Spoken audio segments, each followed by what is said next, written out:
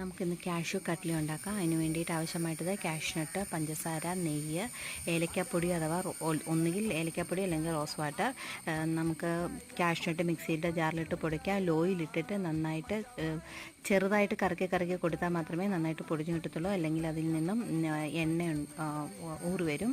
അതിനുശേഷം നമ്മൾ പാൻ എടുക്കുക. അതിൽ പഞ്ചസാര ഇട്ട് അതിൽ വെള്ളം ഒഴിച്ചിട്ട് അത് നമുക്ക് ലായനിയാക്കി എടുക്കാം. അത് പരുവാകുമ്പോഴത്തേക്കിനും അതിൻ്റെ അകത്തോട്ട് നമ്മൾ പൊടിച്ചു വെച്ചിരിക്കുന്ന കാഷ്നട്ടും ഏലക്കാപ്പൊടി അല്ലെങ്കിൽ റോസ് വാട്ടറും ചേർക്കുക. നമുക്ക് ടേസ്റ്റ് കൂടുന്നതിന് വേണ്ടിയിട്ട് ഇച്ചിരി മിൽക്ക് പൗഡറും കൂടെ ആഡ് ചെയ്ത് നന്നായിട്ട് മിക്സ് ചെയ്തെടുക്കുക.